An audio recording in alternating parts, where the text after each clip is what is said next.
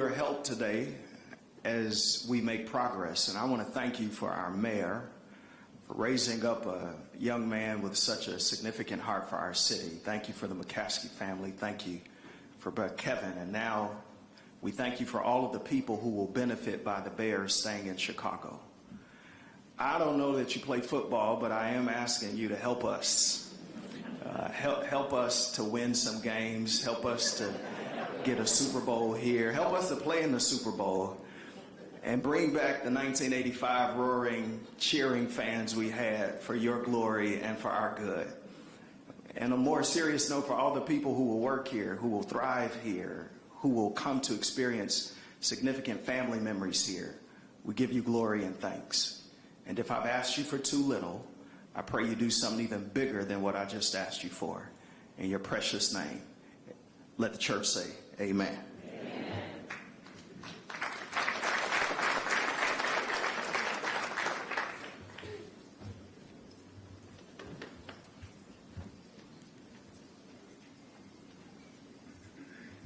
Thank you, Pastor Dates. Good afternoon, everyone. Thank you for being here. We have a number of people here that I'd like to acknowledge. First of all, of course, Mayor Brandon Johnson. We're very much appreciative of your presence here.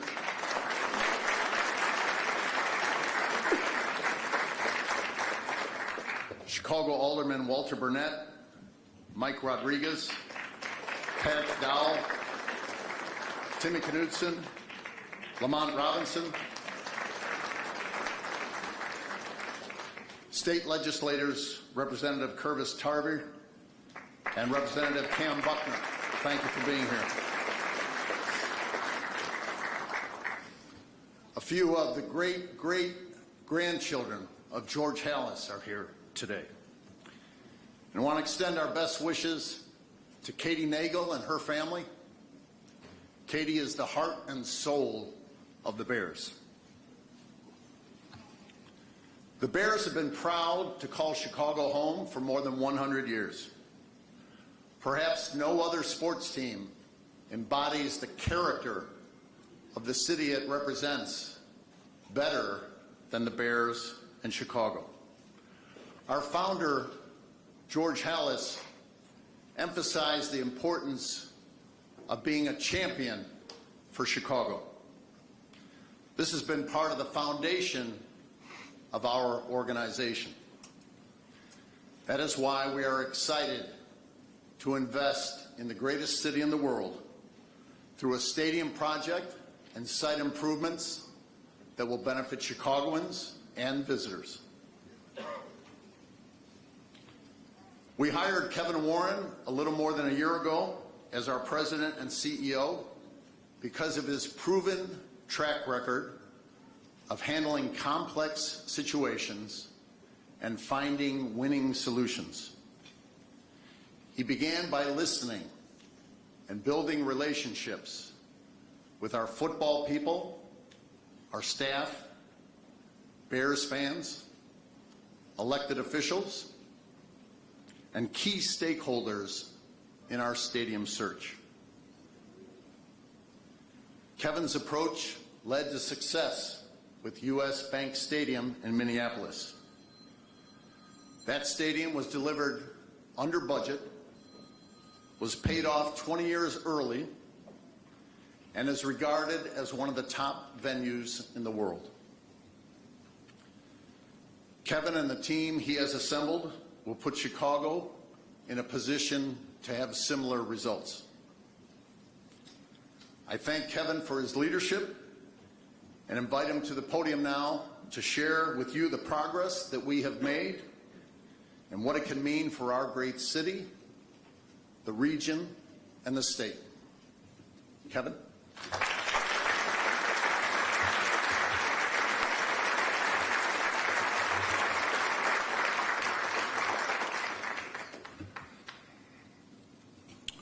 Good afternoon, everyone. George, thank you very much. I'd like to also just thank the entire McCaskey family who've made the time to be here today. I appreciate you all. I love you, and I'm grateful for the opportunity to lead this franchise. We're here today. This is an incredibly, incredibly special day for the Chicago Bears, for the city of Chicago, for the state of Illinois, for our players, for our coaches, for our staff members, for the alumni, and for our incredible Chicago Bear fans. Today is about progress. And one of the things that I'm most excited about today is the fact that this shows that in this city, we have the intellectual capabilities, we have the heart, we have the passion, we have the foresight, we have the wisdom, we have the vision to do big things. It takes individuals in this room, ownership, leadership, elected officials, to dream big, to know what this city needs at this point in time. This is not an easy project, but Chicago doesn't like it easy. We like to do the difficult things. We like to do the things that resonate with people for generations to come. It's time for us to do something special together.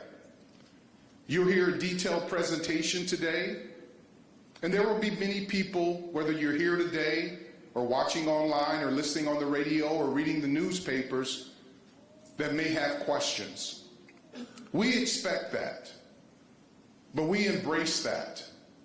But I'm confident with the individuals in this room, in this city, our ownership, our elected officials, Mayor Johnson, individuals at the Chicago Bears, that we can come together to show the future generations that people can work together, that we can be collaborative, that we can figure things out together, that we can create win-win-win situations. So that's why I'm excited today. And as George mentioned, I started at the Bears on April 17th of last year. It has been the most enjoyable professional year of my life. The only disappointment I have is that it went so quickly. But I've loved every single moment of it. I look out in the crowd, there's so many faces that a year ago I didn't know. I'd heard about you, I had read about you, but didn't know you. And there are a couple elements that really articulate what Chicago is about. The food is the best in the world. This museum campus is the most attractive footprint in the world. We have a beautiful lake you can swim in. We have beaches, the architecture of downtown. All of those different things are what make Chicago special.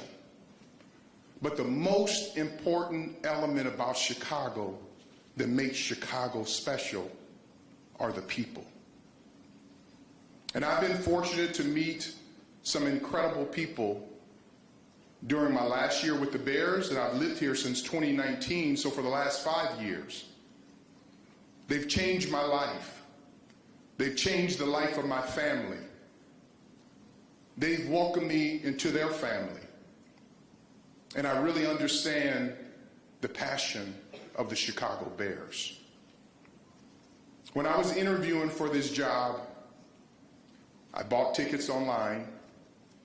I parked in the parking lot. And I walked into this stadium. It was a very, very breezy day here, as when we were playing the Eagles. And one of the things that resonated with me was the passion of the fans. They love the Bears. And so I'm going to set forth a challenge. We need to decide who we are and where we want to go together. who we are and where we want to go together. And I am confident, after you see the presentation today, after we continue to communicate with you, answer all of your questions, that you will recognize that we are the organization that George Halas dreamt that we would become. Hardworking, honorable, with integrity, transparent, forward-thinking, wise, but most of all, collaborative. So as we walk through today, that I will look forward to answering questions at the end, and I'll look forward to working together with you for us to figure this out together, and for us to operate like Chicago operates, together. So with that, at this point in time, I would like to invite my favorite mayor, Mayor Brandon Johnson, the mayor of Chicago, to the podium to say a few words. Thank you, and let's have a great day.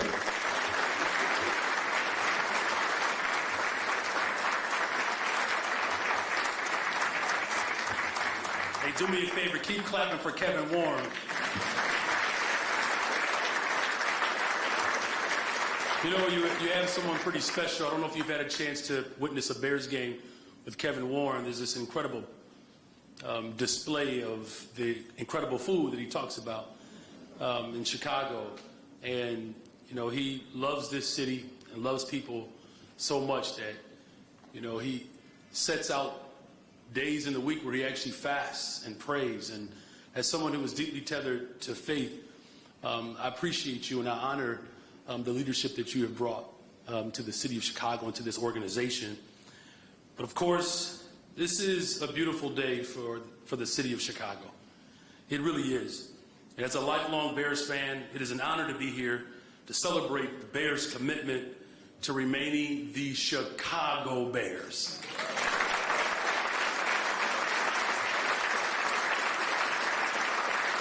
I really want to thank the McCaskey family, you know, and the entire Bears organization for betting on Chicago and announcing one of the largest private investments in our city's history. I also want to thank the members of my administration who have worked collaboratively with the Bears over the past several months to center Chicago and Chicagoans in the plans that are being announced today. My team upheld my clear criteria. For any new development project at the lakefront, we required real private investment, real public use, and real economic participation for the entire city. And today's announcement delivers on all three. The Bears are a historic franchise, we all know. The incredible legends, Dick Butkus and Mike Ditka, Walter Payton, Mike Singletary, Brian Urlacher, and Devin Hester, all of these individuals have thrilled Chicagoans for generations now. And like many of us that are in this room today, this is a very personal day for us because the Bears, they're our team. And many of us grew up with the Super Bowl Shuffle, pretending to be the monsters of the Midway, and raising a family. I can tell you this, you know, Kevin, your leadership is important because my oldest son, and no pressure, Chicago Bears, but he has seen a Cubs World Series, a black president, and his spouse become mayor of the city of Chicago. We're going to see a Super Bowl in the city of Chicago, and it's going to be our team playing.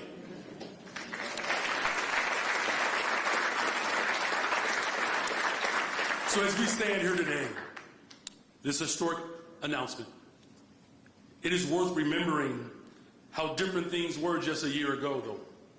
A year ago, Kevin Warren was not the president of the Bears, and I was not the mayor of the city of Chicago.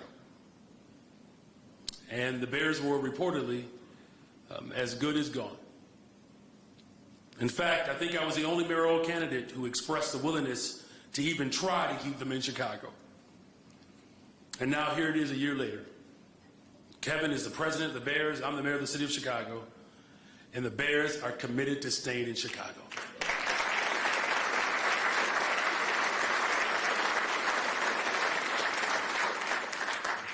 You know, the main reason this happened is because Chicago, of course, is the greatest freaking city in the world. Everybody knows that. But it's also the Bears understood the endless opportunities in what Chicago really offers. But another reason we're here celebrating today. It's not just about football and government. It does start with the personnel. And today's announcement is just another example. If you have the right players in the right position on the field, you got a better shot at winning more than you lose. And today, ladies and gentlemen, it's truly a win for the entire city of Chicago. And that's because today's announcement is, again, it's bigger than football. It's about the people who live here. With this plan, the Bears are committing to $2 billion of investments. Chicago will experience the increased tax revenue from this investment, expanded public recreation, stronger economic growth for the entire city of Chicago for generations to come.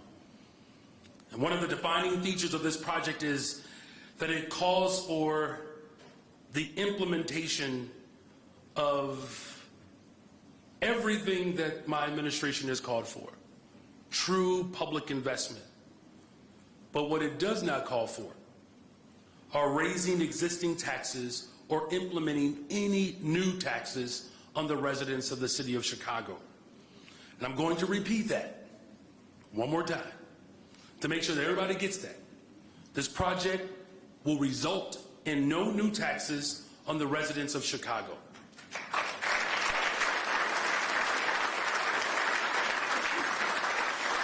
In fact, this project actually puts Chicagoans to work. The development proposed today is going to provide thousands of new jobs, both temporary and permanent ones, to people who live in every section of the city. And not only that, the Bears are also committed to building one of the most diverse vendor programs in the history of the NFL, so that women and minority business leaders will have real opportunities to build capacity and grow their business with this project. And as I said earlier, my administration insisted that any new project, especially one on public land, must deliver strong public benefit and public use for the entire city of Chicago. And I am pleased today that this plan does exactly that. This plan not only envisions a new dome stadium, but it reimagines the entire museum campus in a way that truly aligns with the historic Burnham plan. It was Daniel Burnham's vision for the lakefront was to center it around people, the people of Chicago. He envisioned an active lakefront with space and amusement for everyone to enjoy. The plan revitalizes that vision. And today's plan imagines and it invigorates new parks with public sports fields, field house facilities for everyone, but especially our young people in this city. The result of a lakefront, new green space that will be available to all residents, it gives us an opportunity to enjoy this campus in a far more collaborative way. And this will include access to innovative retail and hospitality offerings provided by talented local entrepreneurs from all of the neighborhoods. This plan truly embodies the spirit of the Burnham Plan. We hope to use this new stadium to host several year-round events, including Chicago Public School championships, graduations, major concerts, the Final Fours, Big Ten championships. My next inauguration, I don't know, we just keep adding to it.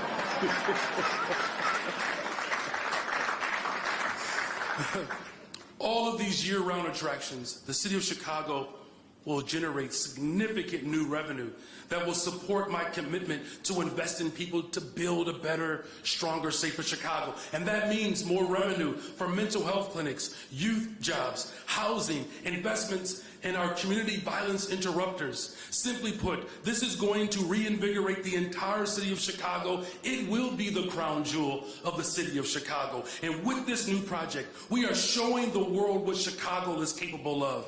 This world-class city gets to demonstrate itself over and over and over again, and why not the Bears? And as a Chicagoan, and as a Bears fan, I'm proud to be up here today.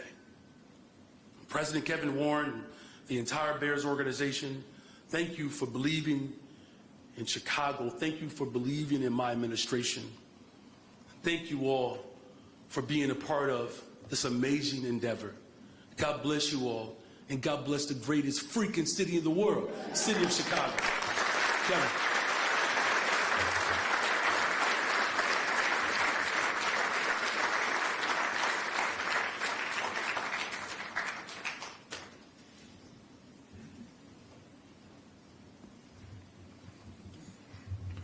I think we should just go home right now. I know we have a lot of good information to share. This is when class begins. We're going to walk through a presentation deck of materials in a transparent manner. But before we do that, we have a little video that our staff put together that I hope you enjoy.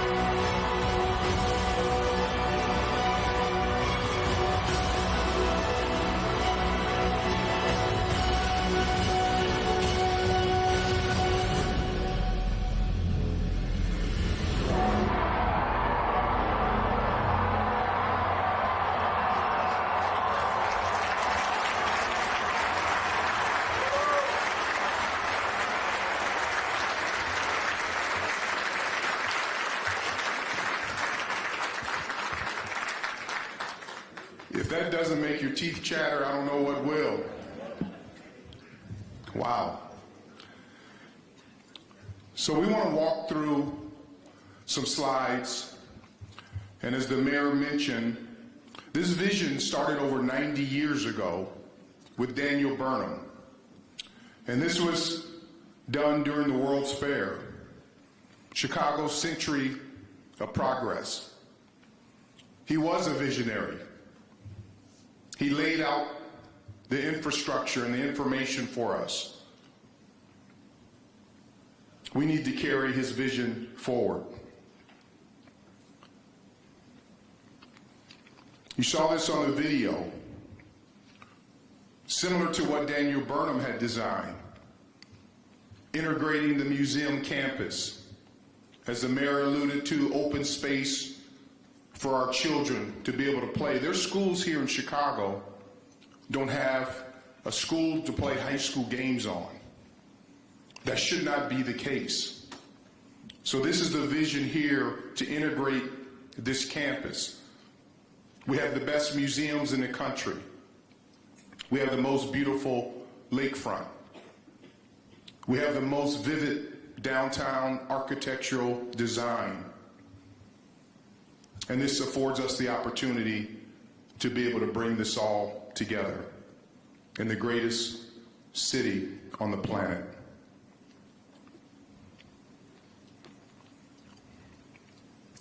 We want to build a recreational and cultural campus to enhance upon the things that we have here in place. We view young students being able to study here in the park, take the classrooms out of the classroom, out of the museums, and bring it into the open area and take it back into the museums and back into the classrooms. We have an opportunity here to build a year-round place where this city can come together for athletics, for entertainment, for recreation, for culture, for sports, for concerts, to really integrate this area. Here's another shot looking south. As you notice on here, the plan is to keep the historical columns from Soldier Field, to make that part of this development, to make it one museum campus. What happens here is the additional open and green space. This will have 14 acres of athletic fields, recreational park, to allow, as I mentioned earlier, for our youth to be able to come together and do things in a productive manner. We'll build restrooms. We'll make this a place that people want to come and spend time. This is a year-round project. Ice skating in the winter, to have our citizens, not only in Chicago, but around the state of Illinois, to be able to use this area. Again, children. We have a crisis in this world with our young people. And there's a race to who gets to our young people first. The streets or us. And what we want to do at the Chicago Bears is to work with the city, the county, the state, everyone in this room, our business leaders, all the elected officials, to build an environment where boys and girls, kids from various economic backgrounds, regardless of their color, the school that they go to, that they can come together and build relationships.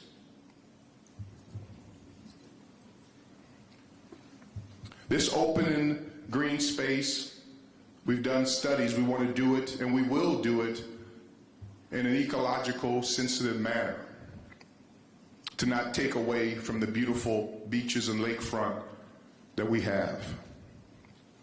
You see here, farmers markets, graduations, all the events that could happen here with the backdrop with the museum campus. These are the colonnades that exist here along the lakefront.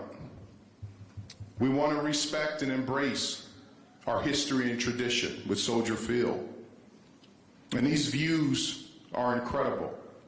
And now when you start thinking about having an opportunity to bid for the Super Bowl, for the Final Four, for college football playoffs, Big Ten championship games, concerts, this really becomes an international destination, the Olympics, World Cup. I have major concern where we are as a city. There was a recent article in the Sports Business Journal that listed the top 25 sports cities as far as hosting events. You know where Chicago was on that top 25 list? It wasn't on the list. It wasn't even on the list of up-and-comers. Orlando was number one. But cities like Las Vegas, Minneapolis, Indianapolis, Detroit, Los Angeles, Milwaukee were listed on those two lists. There was only two major cities not listed, Washington, D.C., and our great city here of Chicago. That hurt my heart. In 2021, it was estimated that the sports industry, by hosting events, created revenue in the amount of $6.6 billion. I can't wait till the new numbers come out. We cannot fall further behind. This promenade plaza, food, beverages, sports culture museum. And as you'll see when Karen Murphy, our Chief Operating Officer and lead of our stadium project, comes up, we laid these different financial phases out in buckets so you'll be able to see what costs what and when we're recommending of when it's built. But you can imagine this being activated on a Final Four. You can imagine this being activated for a Super Bowl, college football playoff, concerts. Even having a concert inside, you could have it where city residents could come similar to the U.S. Open or Wimbledon and bring blankets and be able to enjoy the concert outside.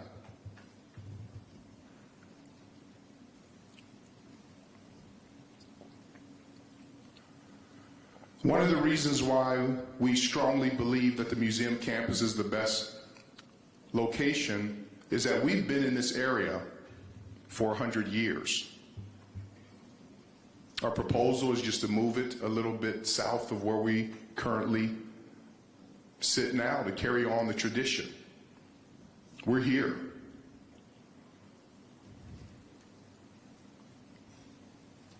This design, and I hope you like it, is very contemporary, but it also embodies the essence of the museums.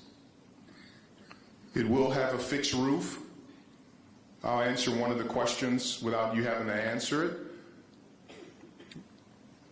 it. People have said, did you consider a retractable roof? Yes, but that's another couple $100 million. And when we talked to organizations who had retractable roofs, they said they used it maybe 3 or 4 times a year. We tried to be fiscally responsible by building the stadium. This roof will be a translucent roof. It's made of ETFE. If you've been to US Bank Stadium, if you've been to Allegiant Stadium in Las Vegas, if you've been to SoFi, it's a similar type roof. So you'll be indoors. You'll get all the benefits of being indoors, but you'll feel like you're outdoors, that you may have to wear sunglasses. And so that's the state-of-the-art roof that we're planning on having, but it will be fixed roof. We designed this area thanks to Manica and David Manica and his team. I see you all here. Thank you for being here, where this will be spectacular views of Chicago's iconic skyline and lakefront. That lake that we have here is the greatest piece of art that exists on the planet, and we need to be proud of it. The seating bowl is intimate. This is actually the proposed seating bowl.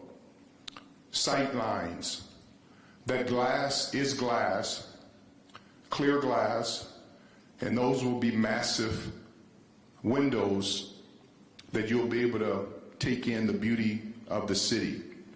As you'll know, this will be an intimate bowl. Manica, led by David Manica and his team, they designed Allegiant Stadium. So if any of you all were at the Super Bowl, you got the sense that that was almost like a small high school, college stadium, but it was an NFL stadium. It's very, very cozy and warm. As you can see, we'll be designed to host global events like the World Cup, FIFA, and other soccer events. The layout will be able to have concerts. Many of you went to Taylor Swift. You saw what that did for our city. Many of you went to Beyonce. You saw what that did to our city. I was at the second night of the Beyonce concert, and if it had rained 15 more minutes, there would have been no concert. And what we're starting to recognize is that there are many entertainers who would look toward coming to our new stadium to be able to do an in-house residency.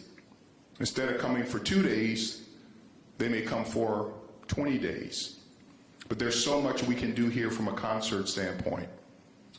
And then this shows just local to medium to small community events that can take place inside.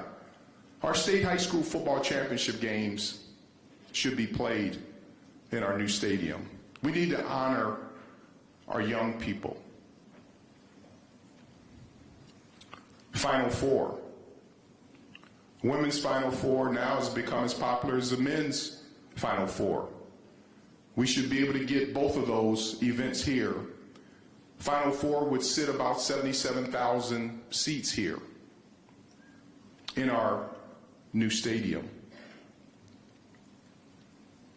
Super Bowl. How many people would love to come to a Super Bowl in Chicago? Everyone.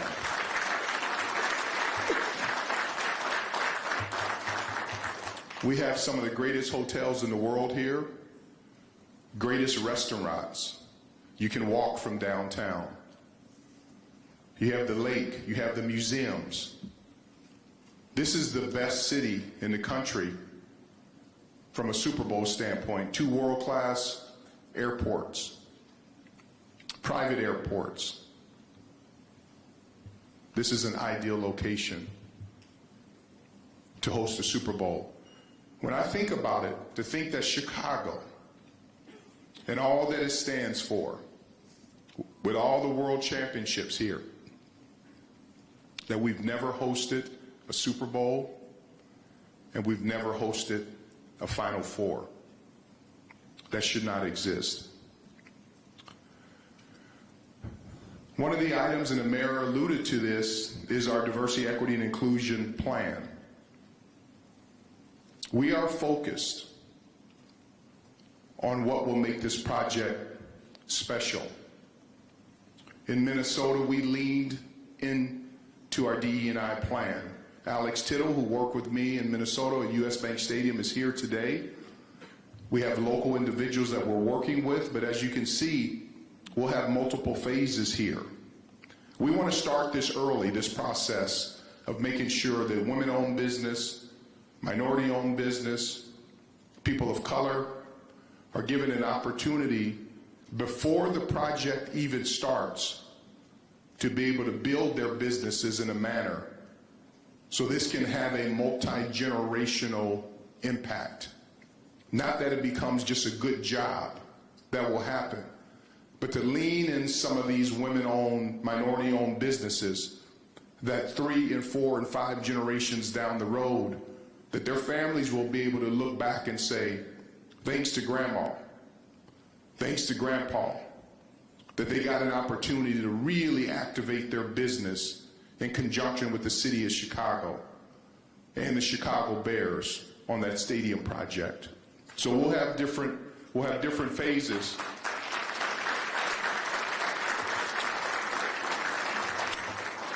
But it starts early on. As you can see, the partnership cultivation, goal setting, the legislation, the equity plan draft. Moving into phase 2, we will have a project labor agreement. Phase 3, and the biggest thing in there on phase 4 is we'll have a stadium oversight committee of Chicagoans who can make sure that we keep each and every one of us accountable. Key partnerships from a city and state government, community-based entities.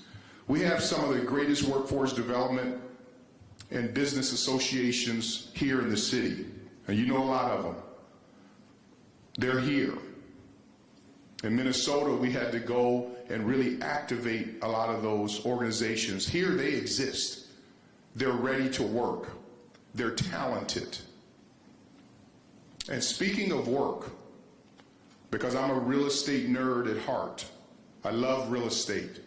One of my first summer jobs was working concrete for a real estate company and a construction company.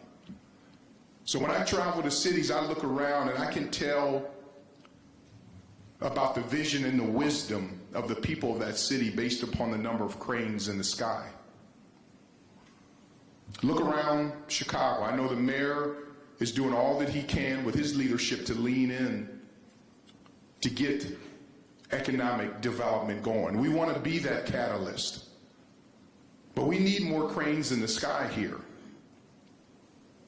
And that's why I want us to get beyond picking on what's wrong with this project, instead of saying what's right with it, because our people need to have an opportunity to go to work and take care of their families.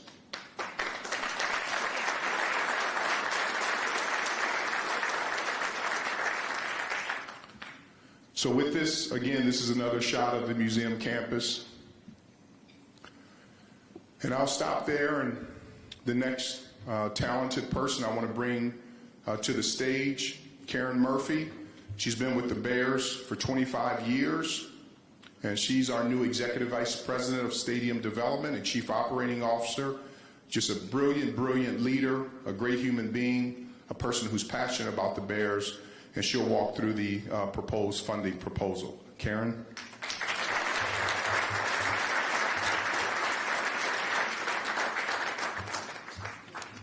Thank you, Kevin, and good afternoon. Thank you. I will attempt to eloquently transition us from these amazing videos and beautiful pictures into the numbers. Our funding proposal appropriately starts with us putting in one of the biggest private investments into a public-owned facility in the state's history. Like both the mayor and Kevin mentioned, we are committing over $2 billion into a public-private partnership that will be transcendent for the city and bring opportunities and positive outcomes to the millions of people who both live in Chicago and visit Chicago.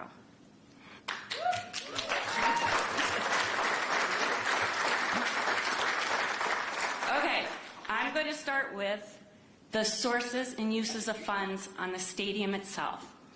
So what does the stadium cost? What is the budget? And how are we proposing to pay for it? Our all-in stadium budget is $3.2 billion. We're targeting a stadium cost of $2.75 billion, and then when we add in some of the financing costs, as well as a contingency that's appropriate for a project this size, that gets us to the $3.2 billion budget. How are we going to pay for this? So as we stated, Bears ownership is putting in over $2 billion to this project. That will be a combination of both equity and debt contributions. In addition, we will look to the NFL Stadium program for a $300 million loan. If you add up the numbers, that leaves us with a $900 million funding gap. We will be looking to the ISFA program and their bonding mechanism to fill this gap. I'll get into the details of that on the next slide. This private investment puts us at over 70% of the total project cost, one of the largest private investments into an NFL stadium in NFL history. It's also, when we look back at the history of NFL stadiums, they are typically, on average, funded 50-50. So we are incredibly proud to bring this private investment to this project.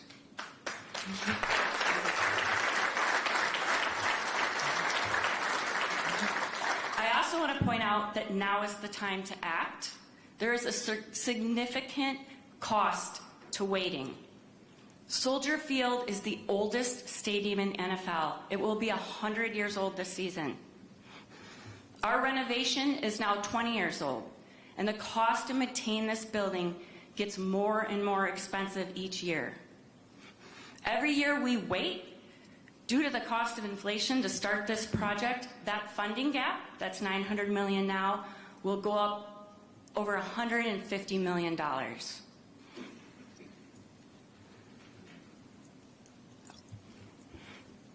Okay. ISFA. The Illinois Sports Facility Authority was funded in the mid-'80s to do exactly what we're talking about, to reconstruct and build stadiums. The funding mechanism for the ISFA is a 2% hotel tax that is already in place. We are not, I repeat, not looking at any additional tax buckets for this project. Our plan is using the ISFA hotel tax that's in place now. There are two things we're looking at with this proposal. One, we would like to refinance the existing debt that's outstanding on both the guaranteed rate and Soldier Field stadiums. In doing that and extending the debt out, the bonds out for 40 years, we will free up enough capacity that we believe could be close to or exceed $1 billion. We are using conservative hotel growth rates. We are looking at fiscally responsible bond coverage ratios, and we're also looking at setting up a liquidity reserve, which doesn't exist today. On day one, we are going to put money into a fund that will protect the city of Chicago for an unexpected drop in hotel revenues. That reserve fund will be available on day one. Okay, so that was the stadium project itself. Now I'm going to turn to the infrastructure piece.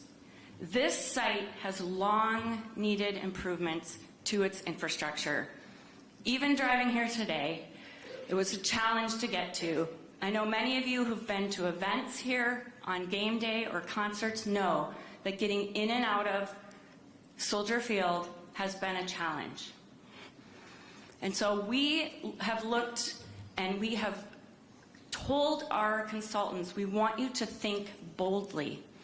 Give us all of your ideas for this campus. How can we make improvements? We've really broken this down into 3 phases. So the first phase is around $325 million. This is the infrastructure needed to open this stadium. All in, our stadium project is $3.5 billion. It is $3.2 billion for the stadium, and it's $300 million, just over $300 million in infrastructure. The second 2 phases, we believe, will both maximize this site as well as bring additional opportunities for publicly owned amenities in the parks. We've been working closely with the state and looking at different available funding sources, if it's the state or the federal government, on how we can make it happen. For us, we need the $325 million to open the stadium. I will remind everyone too that these infrastructure projects drive jobs and they create economic impact. So with all, we would be excited if all 3 phases happened. We need phase 1 to happen for our project specifically. I'm going to focus on traffic for a minute because again, like I've said, it is a bit of a challenge getting to Soldier Field. And these traffic improvements are a subset of what I presented on the 3 phases. Our first phase is looking at different interchanges, different roadway improvements, better ramps. We're looking at the 19th Street interchange. So right now it's 18th Street. We would have to move that slightly south. That would become 19th Street. And we're also looking at bringing a whole new way to get on our campus from the south through Lakeside East and being able to tie that in to the south parking lot. We're also looking at whether it makes sense to double deck the south parking lot to create additional parking spaces on the campus that would be replaced by the new stadium, which sits on the existing Waldron deck. This second phase looks to the north of the stadium. There's two pieces here. We've looked at, can we remove the parking, can we remove the light that's on DuSable Lakeshore Drive at McFetridge and create a better intersection and grade separate McFetridge between auto and pedestrian traffic. This will improve the safety. Any of you who have been there on event days know that this is a bottleneck at McFetridge Drive where both auto and pedestrian traffic cross. If both of these phases are done, this would be a 50% increase in lane capacity to the site, as well as a 20-minute reduction in exit times from our parking ramps and 1,200 less hours daily for commuters on DuSable Lakeshore Drive. The economic impact. This is something that both the mayor and Kevin hit on. Our project has the ability to put people to work and spur economic growth. We hired an outside consultant, an independent consultant, to come in and help us understand what could be the impact of this project on the city, on the region, and on the state of Illinois. We've broken this into two pieces. One is, what is the impact of the construction project itself? We are talking about creating over 43,000 construction job years. This project is one of the largest building projects in our region's history. It will also create more than $8 billion in economic impact. We then look at, beyond construction, what does this look like on an ongoing basis? We have over 4,000 permanent jobs created by this project and over $450 million of economic impact. The private and public investments in this project are large, but the return on the investment is also significant. We're also looking at what kind of new tax revenue streams can this project deliver to the city of Chicago and the state of Illinois. For the city of Chicago, this project will create 58% more tax revenues annually for the city of Chicago and 41% annually for the state of Illinois. If we look at the tax benefits of both the construction and the ongoing activities over a 30-year period, we're talking about over $1.3 billion in economic impact to the city, state, and region.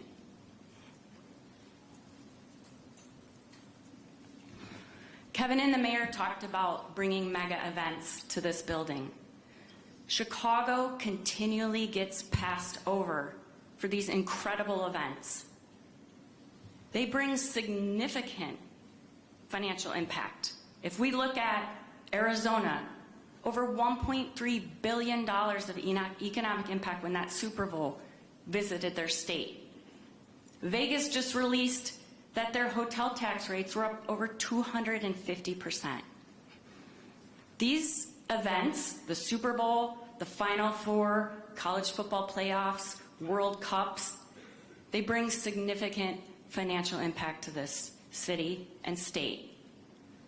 But there's another piece to it. They have put Chicago on the global stage. We deserve these events. We need to stop getting passed up for these events. In closing, I am incredibly excited to use this significant private investment to build the future stadium for Chicago, surrounded by parks that are activated and inviting for all of the people of Chicago and the state of Illinois. Thank you.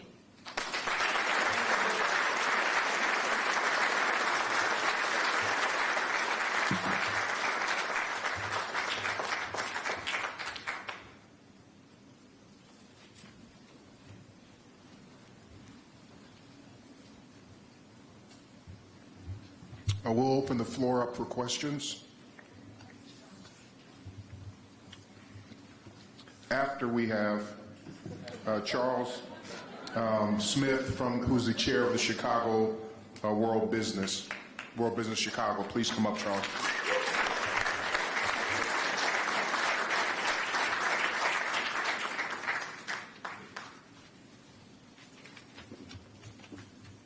So first, I want to thank the McCaskey family, the Chicago Bears organization, and Kevin Warren, and Mayor Brandon Johnson of the City of Chicago.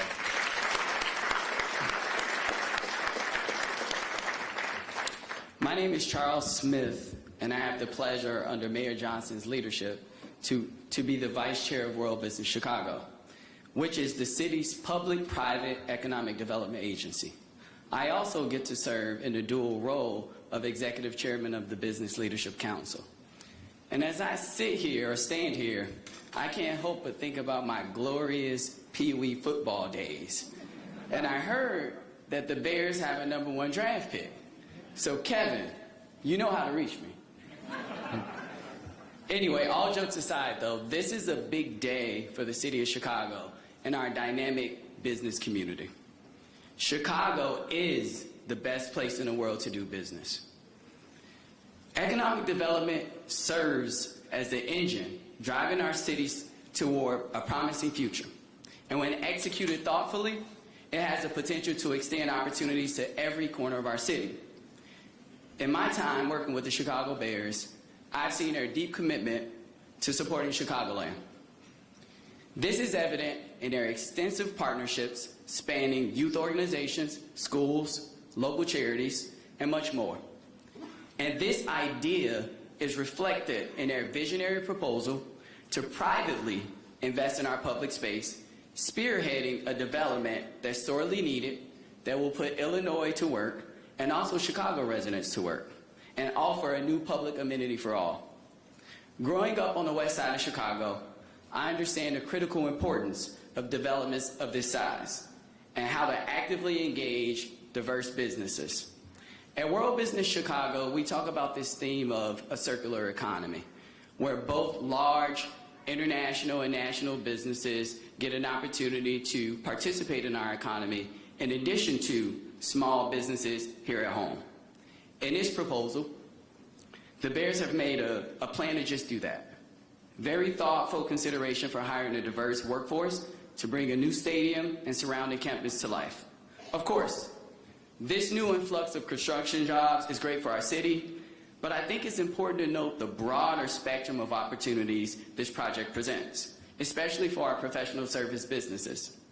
As you should be aware of, mega developments like this require different teams, everything from architects, insurance brokers, public accountants, professionals, and more. Chicago boasts some of the best in the world in these industries. I'd be remiss not to mention understanding how significant the museum campus is to our city, as I currently serve on the Shed Aquarium board. The Bears proposal would make the area more open and accessible, bringing more visitors to the area to enjoy the lakefront and our world-class museums. I personally mark my summers by how many walks that I take throughout our city. And what I think is I'm eager to stroll along the lakefront, Soldier Field's historic colonnades, before visiting some dolphins. Shout out to the beluga whales. The business community is looking forward to working alongside the Bears to turn this transformative vision into a reality. Thank you for having me today, and bear down.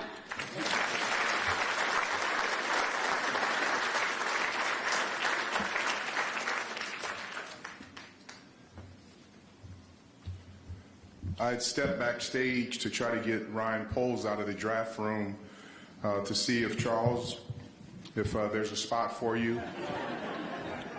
He said, tell Charles maybe next year's supplemental draft. So it's still wide open, and we got an opportunity. No, Charles, thank you very much. And as everyone who knows Charles Smith and him being chair of World Business Chicago, that's exactly what it stands for, that we look at Chicago through a worldwide landscape, which is critically important. So, Charles, we appreciate your honesty, your integrity, and your love and support of having a great vision for this incredible city. So thank you very much.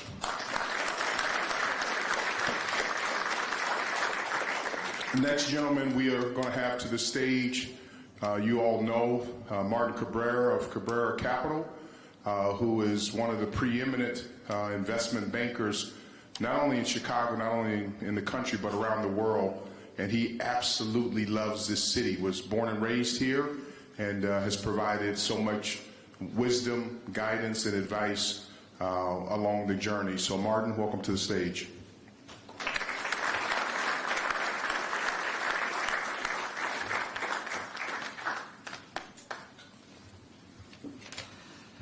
Good afternoon, everyone. It is an exciting day today. I know I want to thank kind of the McCaskey family, Kevin Warren, Kern Murphy, as well as Mayor Johnson, for allowing me to share the stage. And as a lifelong Bears fan, and as a kid growing up in Little Village and playing at Petrowski Park and at Marquette Park as well, I always pretended that I was Walter Payton, running around stiff-arming people along the way that I was running with the football. So it is amazing to see what is being planned for our great city and how we can reimagine kind of the whole museum campus. So I'm here because this event is all about positive things that are happening in our great city.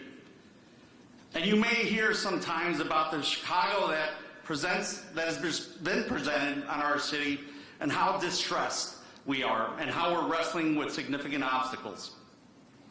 And working in the capital markets and real estate industry, I know that it isn't the story of our city.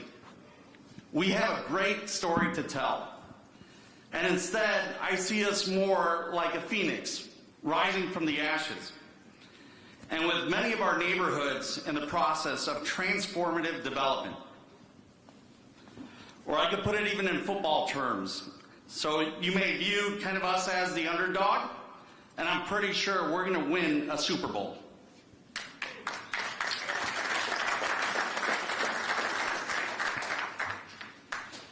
Private investment is a big piece of this puzzle. It injects the much-needed capital into communities and acts as a catalyst to further development, ushering in new revenue streams and employment opportunities for our city. Being from the southwest side and Little Village area, I know how critical this is to diverse business in those communities and how they get to reap some of the benefits from projects of this scale. The Bears plan for the museum campus can have this kind of transformative impact on our city and all of those neighborhoods. It's not every day that a private investment comes forward with the commitment of over $2 billion into Chicago's public spaces.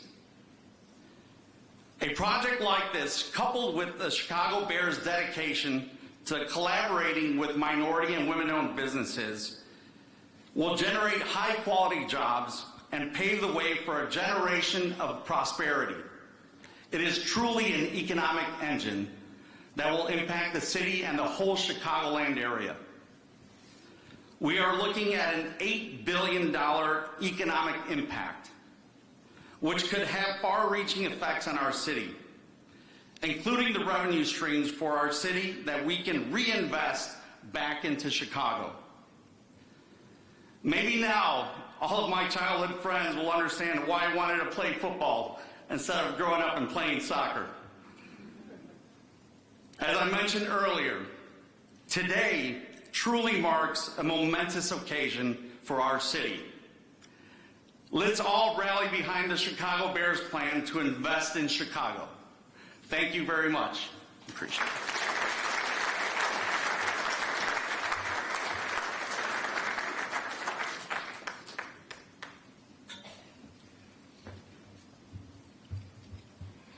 And our final speaker for today, before we open it up to questions and answers, is Dory McWhorter, who is the CEO of the YMCA. Dory, please come to the stage. Thank you.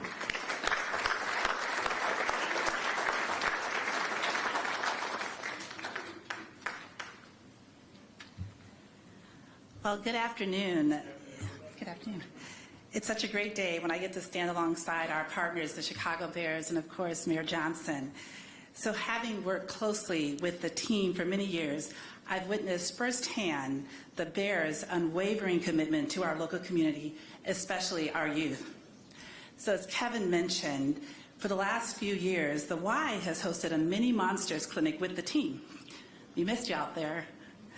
So beyond running football drills, these clinics serve as a platform for fun and for participants to build invaluable life skills and learn healthy habits.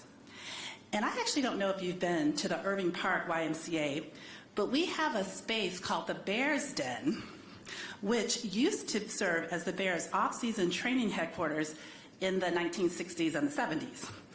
So we've replaced the equipment since then, but we have a lot of cool memorabilia, and we actually still have a lot of wood paneling on the walls, too. So when I first learned about the Bears' proposal for Museum Campus for our city, I was immediately impressed because I see similarities between their plan and the goals of the YMCA. The Y is dedicated to ensuring that individuals from all walks of life have a space to gather for community and well-being.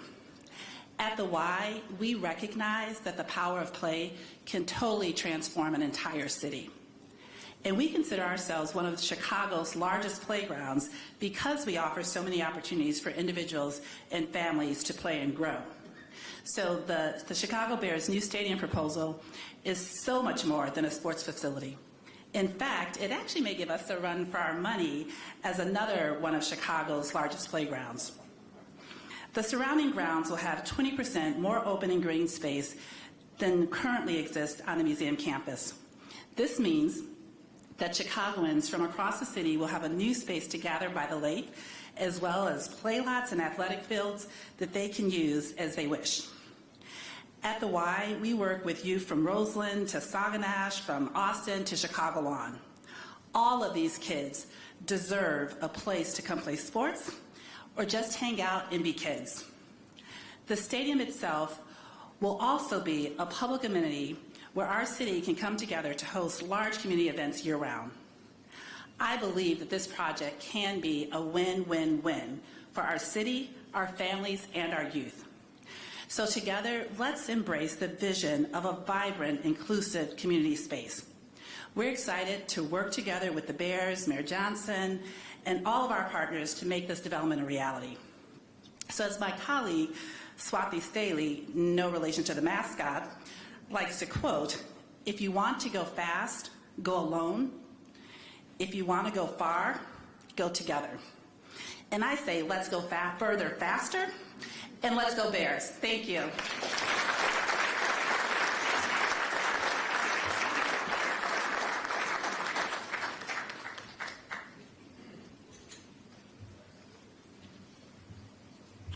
Okay, we'll open up the floor to questions for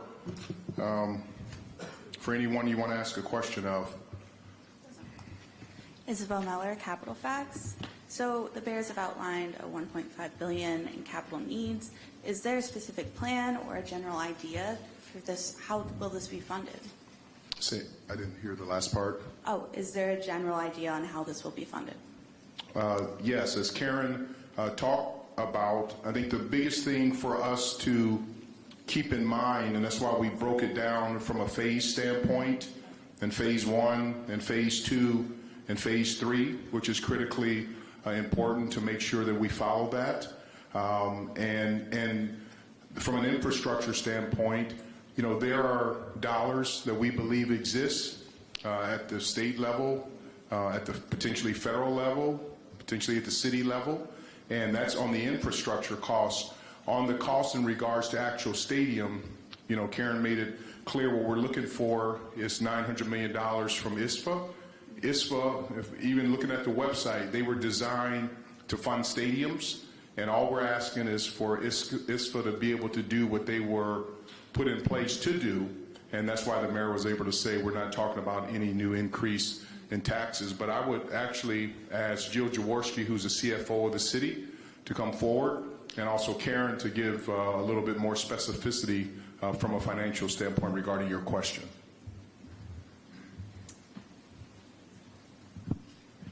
Thank you, Kevin. I'll step in first and turn it to Karen.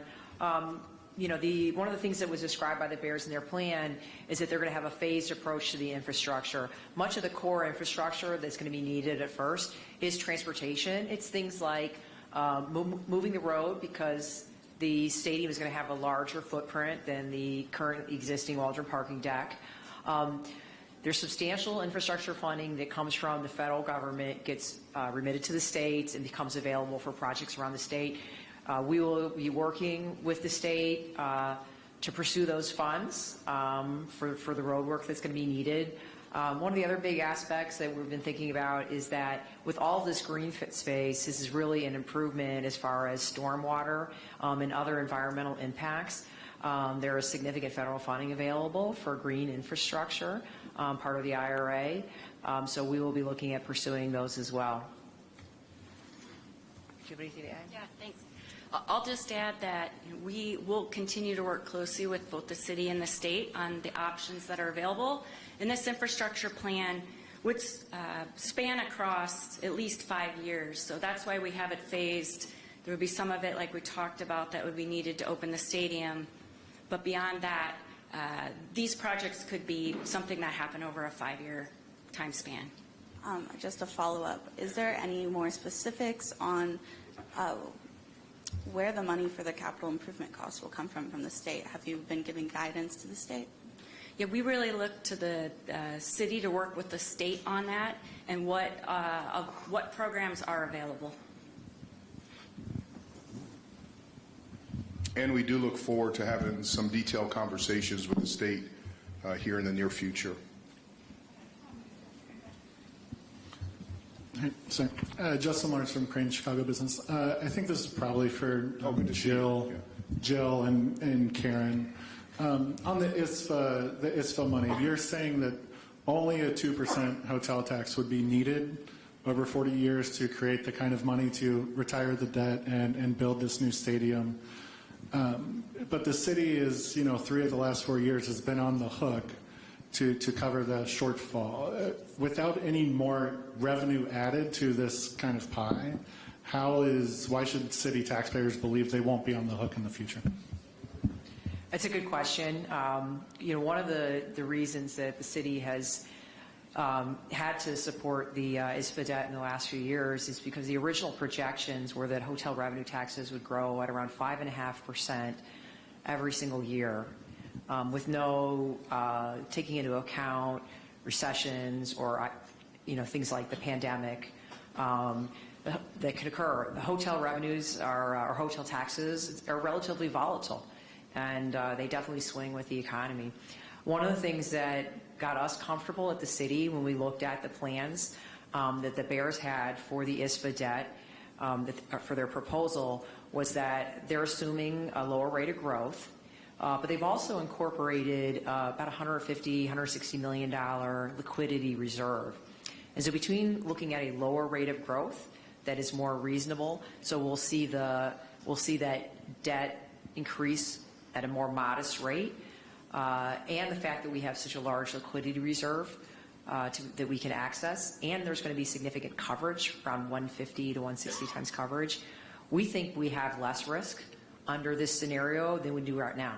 Under the current debt service that ISFA has for the remaining debt, the debt is going to spike up pretty significantly between now and 2032 when it expires.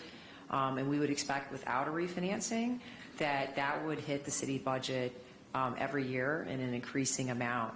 So refinancing that and looking at the longer structure, but again, a more conservative structure, we think that insulates us more and reduces our risk going forward. And then I have a question for the mayor. Governor Pritzker, Senator Don Harmon have somewhat already poured cold water on this plan today.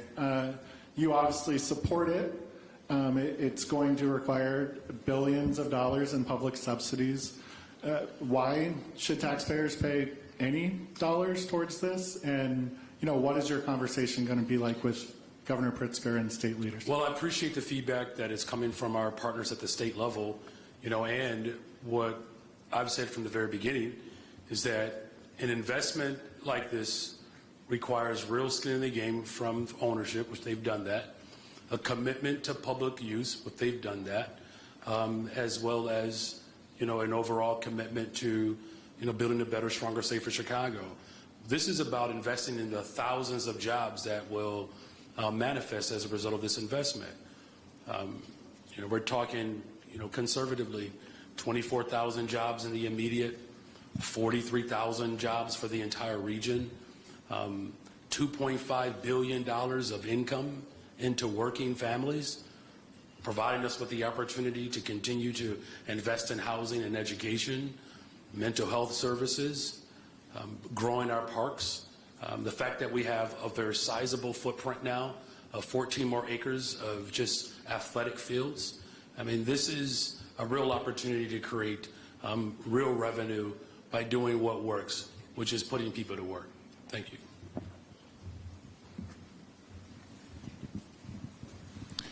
John Garcia with Channel 7. Mayor, another question for you, if you don't mind. Curious how this plan fits into your goal and agenda for helping create economic development in the south and west sides of the city. Yeah, thank you for that question. Again, just the construction jobs alone and that will grow as a result of this investment. The part that I'm actually really grateful for, the McCaskey family, the leadership under Kevin Warren, we're talking about real participation for women-owned businesses and minority-owned businesses. This is very much aligned towards, in line with my vision for a better, stronger, safer Chicago, because it invests in people, it invests in households. Again, we're talking conservatively, $2.5 billion of income for working people in Chicago, $3.5 billion of income for people who are in the Chicagoland region. I think this commitment from the Bears not only shows its commitment for the city of Chicago, but it sends a nice little shout out to the suburbs as well. Naima Latif, On Air Daily News. And this is an infrastructure question, but also possibly for the mayor. Since it's determined it's going to be about a 5-year construction process, has it been determined how that's going to affect the traffic flow from the south side to the loop during rush hour? And will traffic need to be rerouted? How will that affect the surrounding areas? Has that been determined? One of the things we have talked about is, as we said, with progress, there will be some items that will be somewhat complicated, but we have discussed ways that we can work from a traffic standpoint. And it's no different than when there's construction work that's done on freeways. It's something that needs to be done, and it's something that's overdue.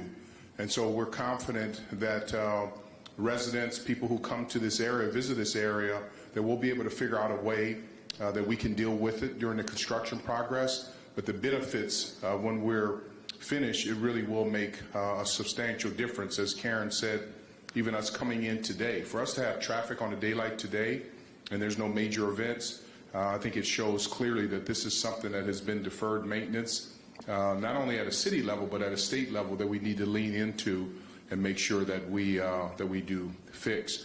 One question I'll ask you all, and I appreciate the questions, these are excellent questions, and we've tried to research it. The last time that a private investment of $2 billion or more occurred in the city of Chicago, we couldn't find any.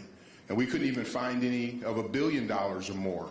So I just want to make sure that we take heed to the fact to have a private investment of over $2 billion is not only unique, but it's something that we need to make sure that we leverage and take advantage of. Hi, this question is for Mayor Johnson. Hi, Mayor. The city's lakefront protection ordinance prohibits private development east of Lakeshore Drive. Why is it appropriate for this stadium to be built on land that was set aside by Daniel Burnham as forever open, free, and clear? Yeah, so 20% more open space that will be available for the people of Chicago. This is very much aligned with Daniel Burnham's vision for the lakefront. Again, creating the open space, better access to the museums, providing better traffic flow in and out, creating jobs, making opportunities for our young people. That vision that I have for the city of Chicago is very much tethered to Burnham, and I'm fully confident that it works within the confines of the ordinance. Are you prepared to spend city dollars to defend what appears to be an inevitable lawsuit from parks groups who want to defend the lakefront, if not from this specific proposal, from other proposals that they might fear this sets a bad example for?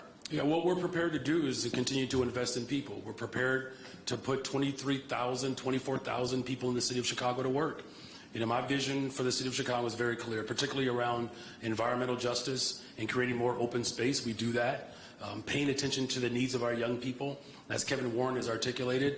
If you play a spring sport in Chicago, you have a tough time having your game played if you play a fall sport. And I know because I have children who play spring sports. And this provides us with a very unique opportunity, not just to grow our economy, but to show our young people that we actually love them, care enough about them, that they're willing to invest in them.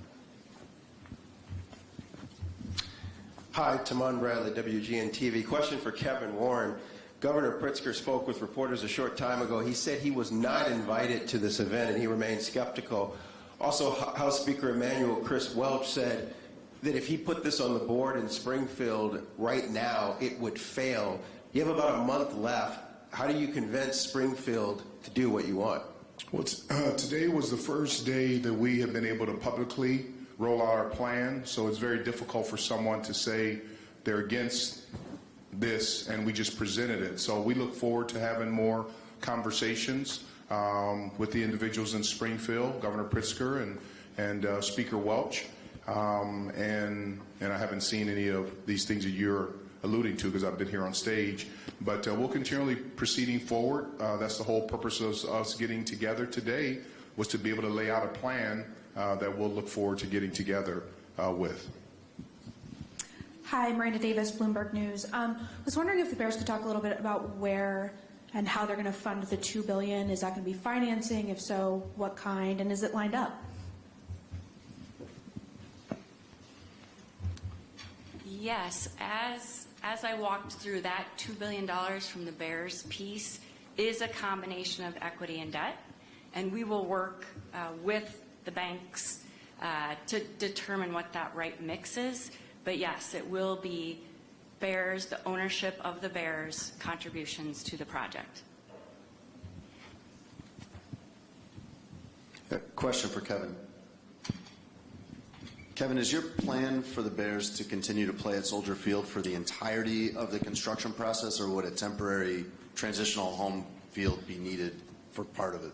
Yes, that's a great question. One of the things that makes this project unique is that we would be able to continue to play at Soldier Field during the construction, and then to be able to move into the new stadium once the construction is finalized. So yes, we would be able to continue to play here and not have to move to a different location, which is really imperative, especially where we are in our growth cycle as a football franchise. Thank you for asking that. Hi, Alice Ginn with the Chicago Tribune. First question, is your target timeline for a bill to go through in the next month, this spring session, or could this roll over into the fall veto session?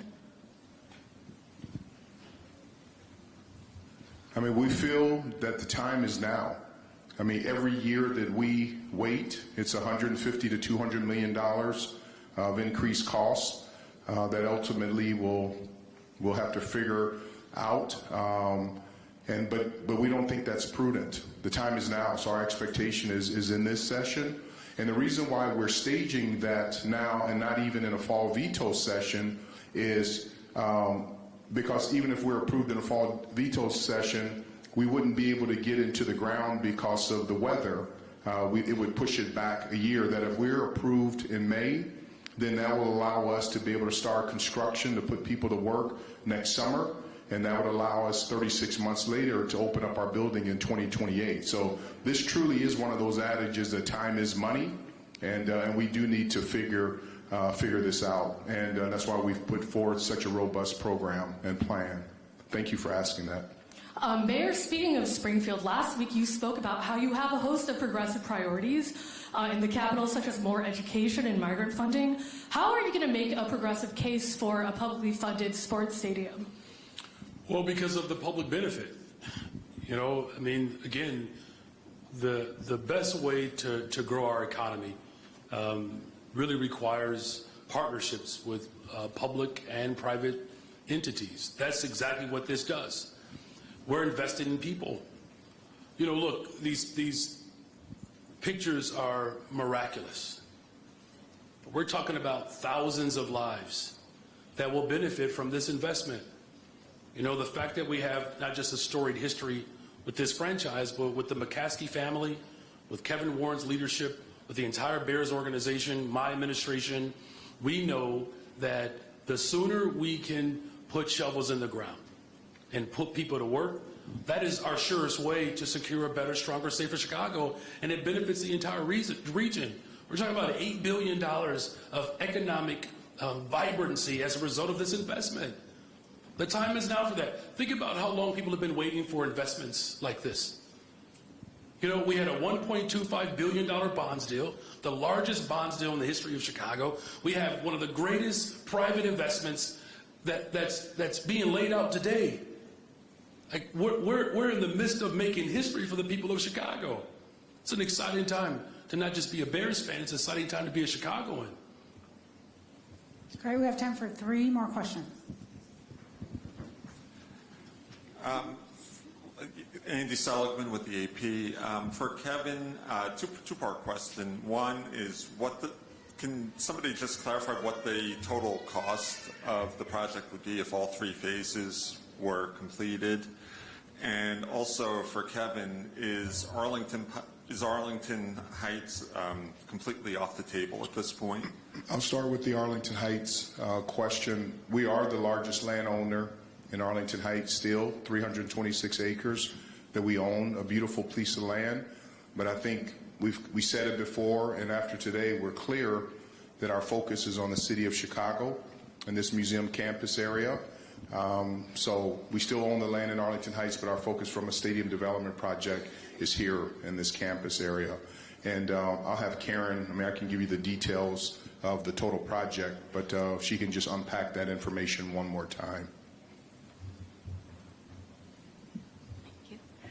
If all 3 phases of the infrastructure were completed, that would be a total of around $1.5 billion. So we're looking at the stadium of 3.2, and then all 3 phases would be at 1.5. But again, our project needs the $300 million. There are pieces of phase 2 and 3 that would drive additional revenues off of those park amenities. So there is a return on investment to the city and the state on pieces of that infrastructure.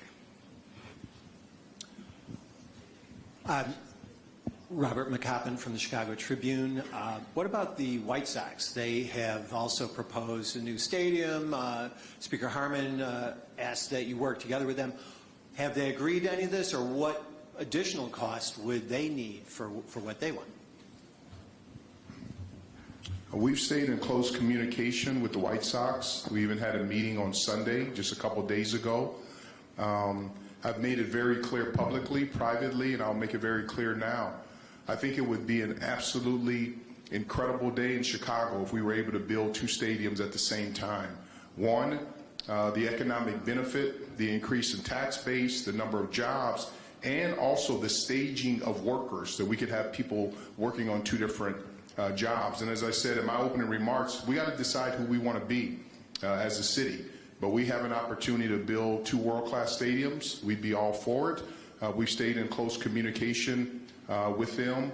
I don't know the specifics of their plan, But I look forward to the day that we can continually stay in close communication. And I would be absolutely ecstatic if both of us were able to build our stadiums here at the same time. But just to be clear, your proposal doesn't include any money for whatever they want.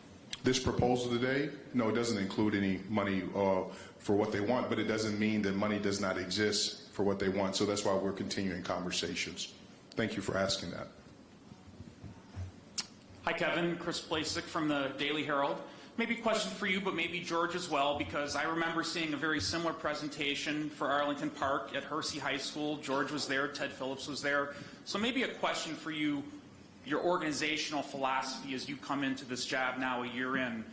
Why would the Bears want to be renters for a publicly owned stadium versus landowners of their own property in the suburbs where they'd have all those ancillary revenue streams?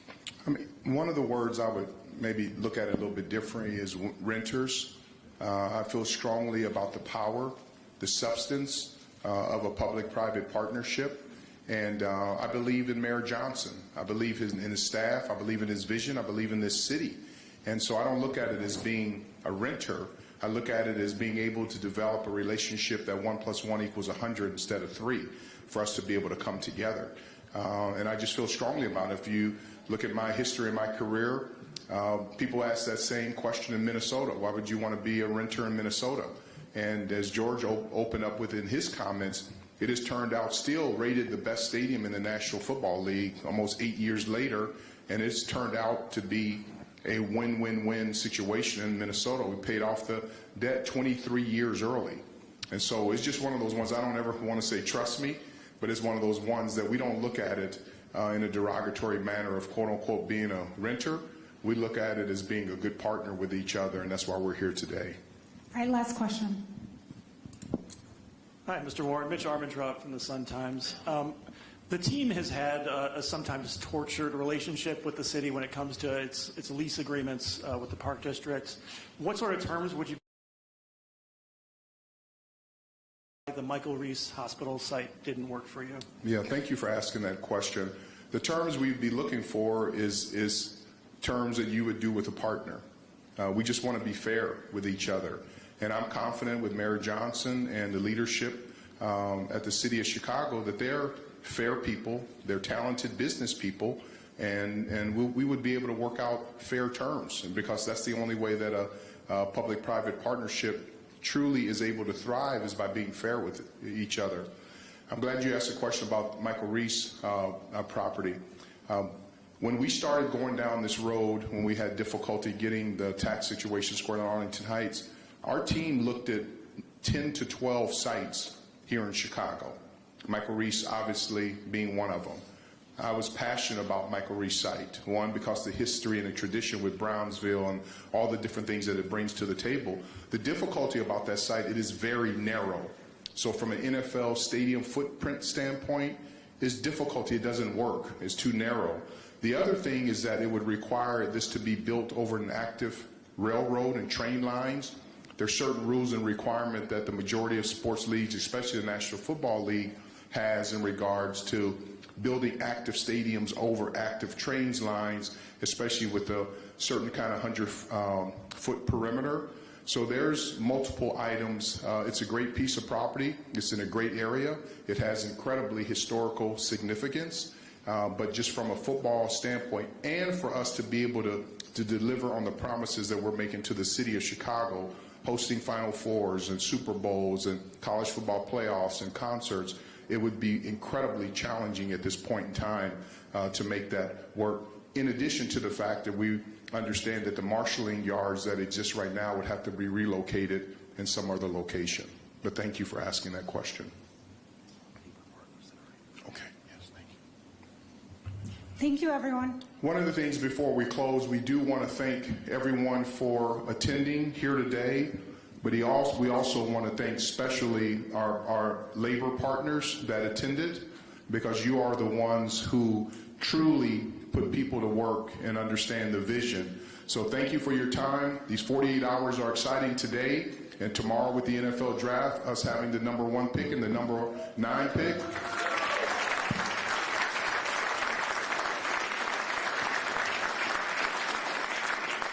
And so our goal is to make progress on our stadium, share the vision with you, answer questions, and draft some incredibly talented young men tomorrow who will be able to deliver multiple Super Bowls here, not only to the city of Chicago, but for the Chicago Bears franchise. So bear down and have a great day. God bless.